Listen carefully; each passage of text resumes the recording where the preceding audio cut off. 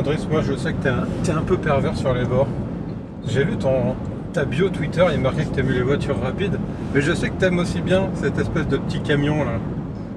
J'aime aussi bien, j'adore, tu veux dire. Moi, je trouve ça absolument génial. Pourquoi? Parce qu'aujourd'hui, compliqué de rouler avec des supercars. Hein, les limitations Je te de l'accorde, vitesse. je te l'accorde. Voilà. Et puis ça coûte cher aussi, on ne peut pas tous rouler en supercar. Sans même parler de ça, après, tu as un véhicule qui est surdimensionné aujourd'hui pour ce que tu peux en faire. Il y a aussi, la plupart du temps, ce sont des 2 places. Là, pour le coup, bah écoute, tu peux rouler pratiquement partout. Tu as beaucoup de place, c'est l'idéal. En fait, tu te sens en vacances tout le temps quand tu conduis ça, je trouve. Voilà, donc on essaye aujourd'hui le Volkswagen T6.1, le facelift du Volkswagen Transporter. Ouais. Alors, facelift, hein, donc quelques modifications au niveau de la calandre avant, essentiellement, Ouais, et puis des phares. Il y a un petit rappel de la gamme VV, véhicule particulier pour le coup, effectivement, avec les petits enjoliveurs de feu, de vent, la calandre voilà, qui se met au goût de toute la gamme Volkswagen. Même si on est dans la gamme Volkswagen utilitaire, on est à bord de la version véhicule particulier, hein, donc le multivan. Et puis, comme tu l'as dit, le facelift, il est essentiellement intérieur. Ouais, parce qu'il faut le voir, hein, de l'extérieur, c'est le jeu des 7 erreurs. Après, c'est aussi une grosse évolution en matière de technologie, parce que là, tu as absolument tout ce que tu peux retrouver sur un modèle comme la Passat. Là, typiquement, tu vois, c'est plus moi qui conduis, c'est la voiture. Ouais. Donc, on a l'aide au maintien de fil, on a le régulateur de vitesse adaptatif, tu as l'aide au stationnement, tu as également l'aide au stationnement avec une remorque. Donc là, il faut que je reprenne le volant. Alors, je ne sais pas si on a le volant capacitif, ça c'est quelque chose qu'il faudra qu'on regarde.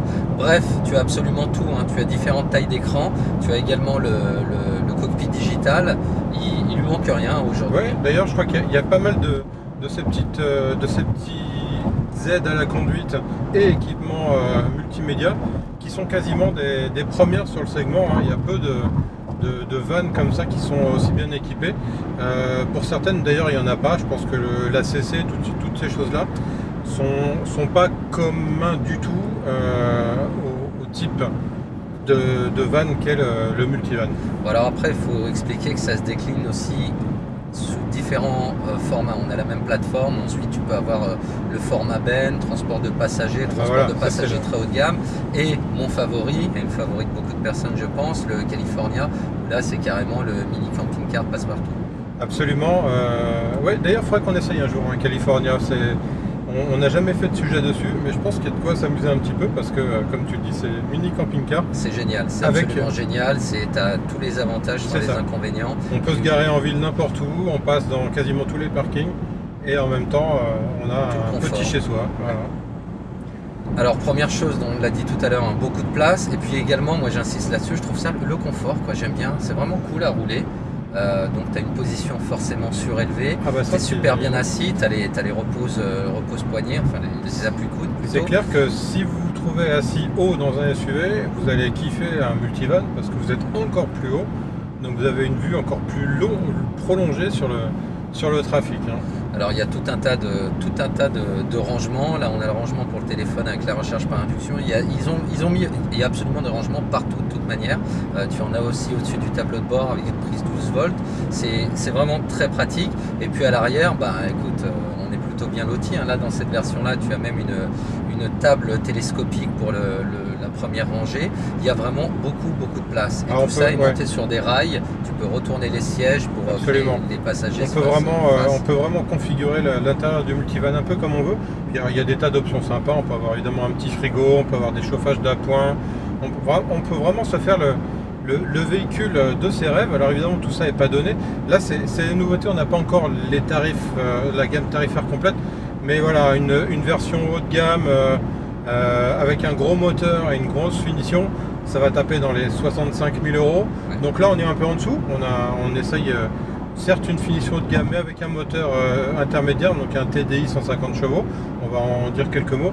Donc voilà, il faut compter quand même un petit billet, c'est le prix d'une belle voiture, mais avec de la place, hein, on peut transporter 7 passagers quand même, avec encore un petit peu de coffre, pas trop en configuration 7 places, c'est vrai. Ça dépend comment tu gères aussi dire, la L'agencement, position la des modularité sièges. des sièges, Voilà. ouais, tout à Parce fait. que voilà, c'est important de dire ça, c'est vraiment extrêmement modulaire. Mais bon, voilà, et encore plus dans ma version préférée, comme je disais, California. Ouais. Là, effectivement, on en discutait avec les représentants de Volkswagen, hein, c'est une clientèle d'un certain âge, ou sinon c'est de la location essentiellement pour ce type de modèle. La motorisation, donc on en touche deux mots. Version TDI 150 chevaux, on a une boîte DSG qui est plutôt agréable parce que c'est quand même un gros pépère, faut être clair. Ouais, mais ça se conduit vraiment à la cool. Hein. Mais justement, c'est en ça que je dis que c'est sympa d'avoir la boîte automatique, enfin DSG en l'occurrence, qui permet, comme tu dis, de couler tranquille, quoi. Et ouais, là tout à l'heure on est en train d'essayer ce véhicule sur les routes d'Amsterdam. Tout à l'heure on était en centre-ville, tu conduis cool. Le moteur, écoute, on a suffisamment de pêche pour avoir un tant soit peu de reprise. Là sur autoroute, pareil, hein, tu sens pas bon. En même temps on n'est pas chargé. On est sur une consommation moyenne de 8 litres au 100 environ. Ouais. Et voilà, moi je trouve ça super confortable. Hein. Tu peux envisager un Paris-Marseille sereinement avec ça. Qu'est-ce qu'on pourrait lui trouver comme défaut à ce véhicule? Bon, le prix, on l'a dit, il est cher, le prix, mais bon, c'est le prix d'une belle voiture et puis c'est bien équipé. Voilà, on ne peut pas non plus exiger d'avoir quelque chose de très bien équipé, de confortable et qui soit donné. C'est plus grand. Une chose un peu remarquable et plutôt atypique, hein, c'est que Volkswagen a réduit la puissance des moteurs. Donc ça reste les mêmes blocs, mais ce sont des blocs moins puissants. Donc tu as de mémoire 90, 110 et 150 chevaux. Ouais. Il est un peu bruyant ce diesel. Alors surtout sur les montées en régime. Voilà, il est bruyant. Bon, faut reconnaître aussi, c'est particulièrement bruyant quand il est à froid. Après, bon, quand on est lancé, il se fait quand même beaucoup plus discret. Hein, quand tu as une conduite assez coulée, ça pose pas de problème. Mais effectivement, je pense que quand tu montes très haut en régime, il se fait beaucoup plus présent. Bon, en fait, pour conclure, c'est typiquement le genre de produit où c'est pas forcément papa qui choisit de l'acheter. En fait, c'est un peu comme les ludospaces, c'est-à-dire que si vous voulez pas en acheter un, faut pas le faire essayer à la famille. Parce que vous pouvez être certain que si vous mettez des enfants derrière, avec la modularité des sièges, les petits gadgets, les rangements, etc., ils vont vous dire forcément, maman, papa, c'est ça que je veux. Si vous avez envie d'un monospace, ça c'est beaucoup plus gros. Si vous avez envie d'un SUV, ça c'est beaucoup plus gros, mais c'est aussi beaucoup plus spacieux. Oui, mais il y a un truc qui est important à dire, encore une fois, c'est beaucoup plus gros, mais pour autant, c'est pas beaucoup plus compliqué à gérer au quotidien.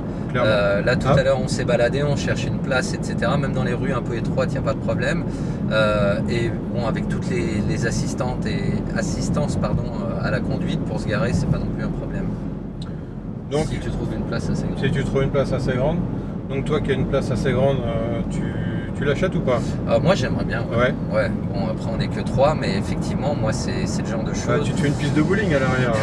c'est vraiment, c'est hyper ludique, si tu veux. Je trouve ça, c'est polyvalent, c'est hyper ludique. Alors après, on va pas se mentir, c'est pas du tout sexy. C'est clair, et je pense que ça va être le mot de la fin. C'est pas sexy, mais on le veut bien.